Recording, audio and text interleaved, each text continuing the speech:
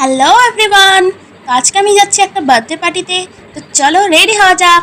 তো দেখো আমি আজকে এই জামাটা আমি পরে যাব বার্থডে পার্টিতে। তো দেখো জামাটা আমি পরে নিয়েছি। এরপর দেখো আমি এই জিন্সটা আমি এখন পরছি। দেখো এই ড্রেস দুটোর কম্বিনেশন তোমাদের কেমন লাগছে? আমার কিন্তু এই ড্রেস দুটোর কম্বিনেশন খুবই ভালো লাগে। তো তারপর আমার এই ফেভারিট স্মার্ট ওয়াচটা আমি এখন পরে নিচ্ছি ভালোভাবে, কারণ তোমরা তো জানোই এটা ছাড়া তো আমার একদমই চলে না।